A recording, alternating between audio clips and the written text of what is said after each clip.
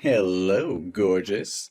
Are you ready to come visit my house for my nephew's birthday party? Remember to prepare a present for him, and most importantly, dress well.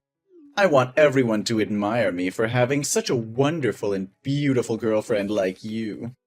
Hi, baby. I've prepared a present for your nephew, but I'm very worried. What if your family doesn't like me? Don't worry, I'm sure everyone will love you. You are very beautiful. Trust me, you'll be the highlight of the party. You're the looks, and I'm the brains in the relationship. That's how it works. So, you're saying you're only with me because of my looks? Basically, I mean, What, so if I didn't have my looks, you wouldn't be with me? well, maybe. I don't mean anything by that. But you just got looks and nothing else, and that's what makes me proud. Every time I go out on the street with you, other men look at you and admire me because I have you. It always gives me a sense of victory and pride. No, you love me for me, right? Babe, I'm just teasing. Of course I love you for you. I mean, what if I were really fat? Or had acne spots and pitted scars or freckles? Would you still want to marry me? Oh, no, honey. I am such a wonderful, successful, and handsome man, so my wife must be beautiful and fancy too. I would definitely never date someone the size of a whale, let alone marry. And you seem to have gained a bit of weight lately. Maybe you should hit the gym to prepare for our wedding. I want you to stay sexy and slim. What? Are you kidding? I didn't realize I had gained weight. I guess I just feel like you only care about my looks, not who I am as a person. Come on, Chris, don't be ridiculous. Of course I care about who you are. But let's be real. Physical attraction is important in a relationship. And I want to be with someone who takes care of themselves and looks good. I understand that, but when you said you wouldn't marry someone the size of a whale, it really made me feel insecure. I can't stop thinking about it. And I'm scared that you'll leave me if I gain weight or if I don't look as good as I used to. Oh, Chris, I'm sorry. I didn't mean it like that. I love you for who you are, not just your looks. I think you're beautiful no matter what. But what if I'm not beautiful anymore? What if I'm not the same person you fell in love with? You'll always be the same person to me, Chris. And even if you do gain weight or your appearance changes, it won't change how I feel about you. Okay, I'll try to believe you. Trust me, baby. I love you more than anything in this world. Hey, Mike? Where are you? I need you to come over and sign the surgery form. Surgery form? What for? I mean, your face was already ruined. Even if you have more surgery, you won't be as beautiful as you used to be. It's just a waste of money, Chris.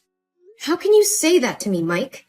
Didn't you say just a few days ago before the bandages were taken off that you would love me no matter what? And now that I'm not as beautiful as I used to be, you're saying that it's a waste of money to have surgery? Also, you're calling me stupid for trying to save your nephew from the fire. Chris, I didn't mean to hurt you, but you have to understand that I'm upset about what happened to your face. And yeah, you did act stupid and careless by running into a burning house to save a child. Isn't the first thing you should do when you see a fire flare up to protect that face? Now look at you. Your neck and face both have second and third degree burns. The doctor told me that there's almost no chance you'll ever be as pretty again as you used to be. So you're saying that my appearance is more important to you than my life? You said that you love me no matter what, but now you're acting like my face is the only thing you care about. And don't you dare call me stupid for saving a child's life. That child is your nephew, and I couldn't just stand there and watch him burn. And to this day, I still can't believe that when you guys found out that there were still people trapped in that house, not a single member of your family rushed in to save the child. It's really cruel and heartless. Hey, watch your mouth. We didn't know there were still people trapped inside. It was a chaotic situation, and we were trying to get everyone to safety. We're not heartless or cruel. We're human beings who make mistakes.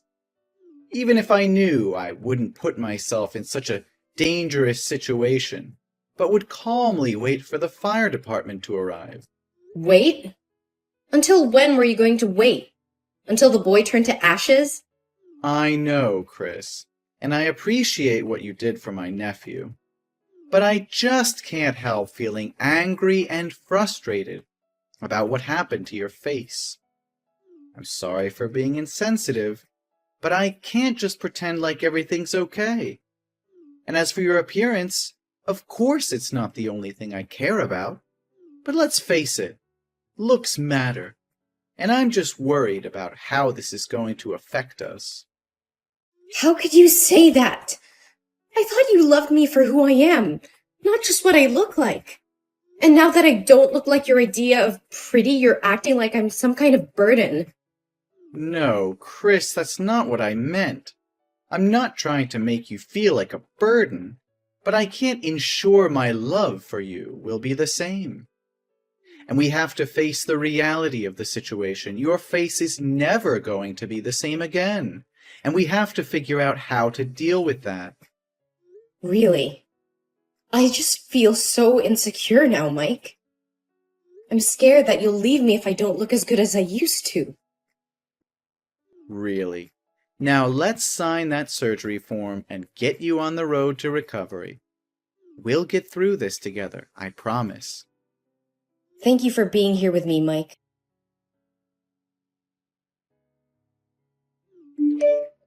Hi, Chris. I wanted to check in since you missed your psychotherapy appointment today. The therapist didn't see you, and she said you weren't picking up your phone, so I'm just texting to see if you're okay.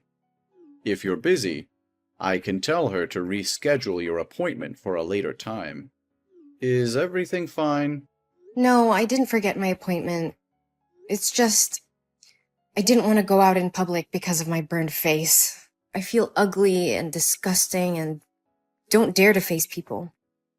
Even if I can't see myself in the mirror now, how can I have the courage to go out into the street? I understand how you feel, Chris. In that case, let's have an online therapy session today, and I'll be your special therapist. How are you feeling today? Did you seriously just ask me how I feel? My face is burnt to a crisp. I look like I'm wearing a Halloween mask. 24/7. It's a nightmare. I understand how difficult this is for you. It's tough to imagine what you're going through. No, you can never understand me. Whenever I go out, I have to wear sunglasses and cover my face with a mask, and people treat me differently. If I forget to wear it, people will look at me with pity and stay away, and children will point at my face and call me a monster. I know this might sound horrible to hear, but there are many things to be grateful for. Such as? I lost my job because they told me my face scares customers away, and they said that working in the beauty industry isn't as ugly as this. My dog barks at me every time she sees me. My friends don't recognize me, and whenever I want to meet them, they always find excuses to refuse me. And to top it all off, my fiancé doesn't want me anymore. You'll never know how upset I am. But you're alive. It's not everything, but it's a start. Yeah, that's not really saying a lot. Your fiancé may need some time to get used to your new look, and it could also be that the side effects of your medication are making you more sensitive. No, my fiancé doesn't love me anymore. I can tell by his actions recently. He always avoids me and doesn't cuddle me like he used to. Look at me. I'm hideous. Chris, what makes a person beautiful is who she is on the inside. And to me, you are the most beautiful, bravest, strongest, and most admirable girl in the world. You used your body to shield a child from burns without a moment's hesitation. That's an incredible act of courage and kindness. But no one said I did the same thing as you. They blamed me for being too careless, stupid, and rash. At that time, I didn't have time to think. I reacted because I didn't want the child hurt, so I rushed out to help him. I can't imagine how miserable his life would be if he got burned like this. If I don't do something, I will live my life in regret. Exactly. And that's what makes you so beautiful. You're a kind and selfless person. And if your fiancé can't see that, then maybe it's best not to marry him. Thank you, Doctor. I feel a bit better now. I'm glad to hear that, Chris. I've been doing some research on burn victims and their recovery, and I found a specialist in New York who's had tremendous success in treating severe burns like yours. I've arranged a meeting with her, and I'm confident that together we can find the best possible treatment for you, so that you can become the beautiful girl you once were. Well, actually, you've always been beautiful. Thank you so much, Dr. David. You've been great. It's my pleasure, Chris. Thank you for sharing your feelings with me. It's late, Mike. Where are you now? My buddy John is having a basketball match tonight. I'm gonna go down there to watch with the guys. Oh, I love basketball. Send me the location and I will come join you guys. I'll get ready right now. No, baby. This is like a guys-only thing. Really, just stay at home. What's happening? You always bring me to gatherings with your friends. But things have changed. What changed? We still love each other, don't we? Your face, Chris. It's not what it used to be. Oh, you know what I mean. Are you embarrassed? If you're embarrassed, you can tell me, you know. I mean, we haven't talked properly in over 4 months. You hardly even look at me anymore. You haven't slept on the same bed with me. And I'm starting to think that you don't want to marry me anymore. All right. You want to know the truth? Yes, I'm embarrassed. And I'm sick of pretending to be happy in this relationship. I mean, look at you. You're disgusting. I try my best to act like normal, but I can't. It looks like somebody took a cheese grater and just let loose on your face. And marry you? Are you kidding me? Who would want to marry you right now? God, you look like Freddy Krueger. What are you saying? I'm saying I'm breaking up with you. All right? I'm sorry, but your face puts me off. How could you say such things to me? Don't you know how much I love you? Don't you remember all the good times we've had together? Of course I remember the good times, Chris. But those times are gone now. Things have changed, and I can't keep pretending that everything is okay. I'm just being honest with you as you ask, and the truth isn't always easy to hear, Chris. So you're just going to throw everything away because of the way I look? You're going to break up with me because of something that's beyond my control? It's not just about the way you look, Chris.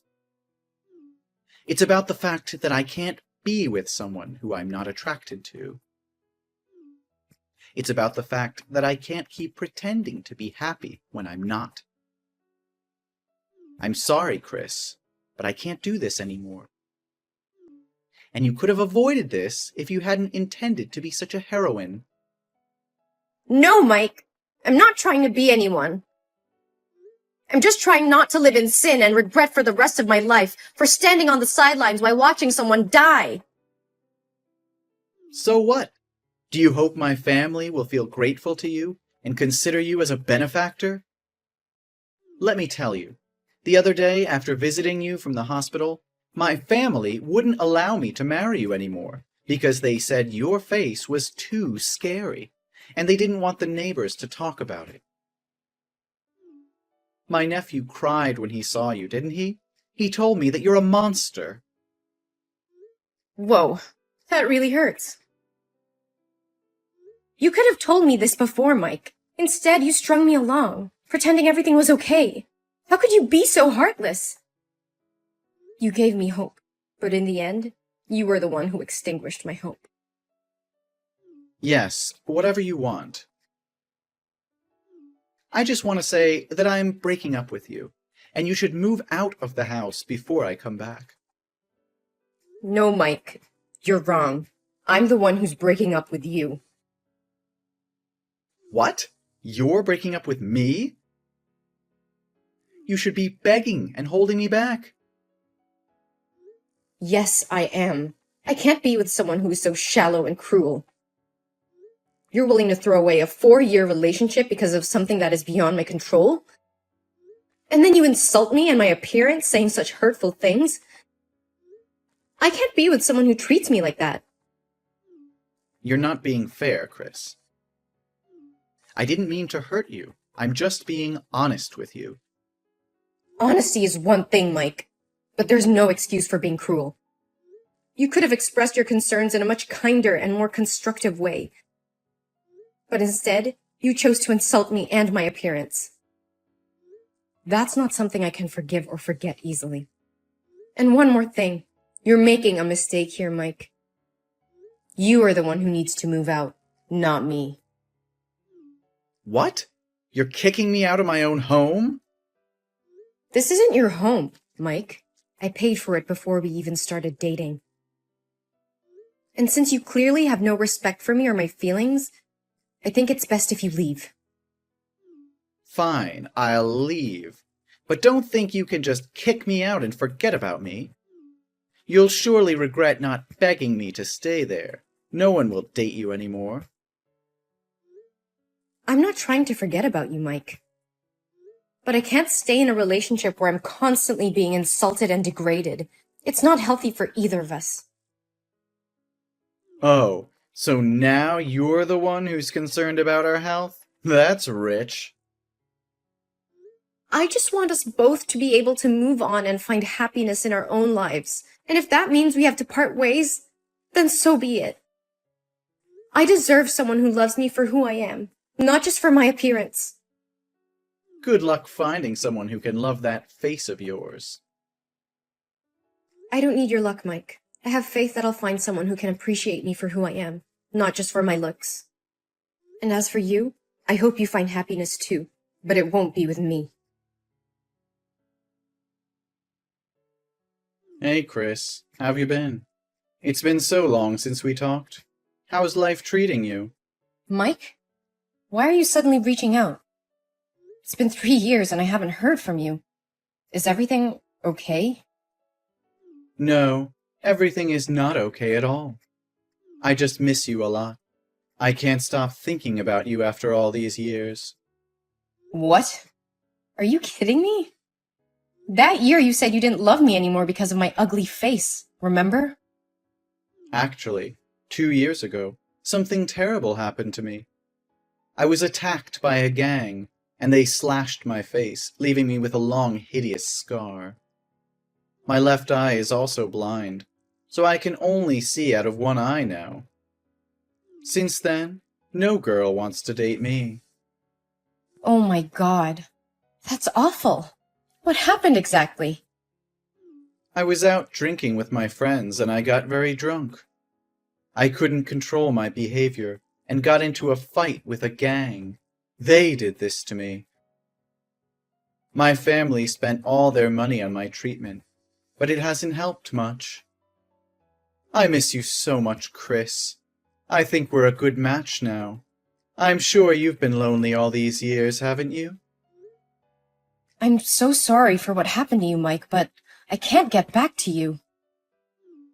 Why not? Do I need to apologize or beg you to come back? Come on, Chris. We're both equally ugly now. Don't make it so hard for me. You're not a petty person, are you? No, Mike. It's not that I'm holding a grudge from the past. It's just that I'm engaged and my wedding is next week. What? You're getting married? To whom? Who would want to be with someone with a scarred face like yours? He's my dermatologist, David. He's been there for me over the years, taking care of me and helping me feel beautiful again. He was by my side when I was at my lowest and always told me that I was the most beautiful person in the world. He helped me stay positive and have faith in life again. And my face is no longer scarred. It's beautiful again. What do you mean, beautiful again? That's impossible.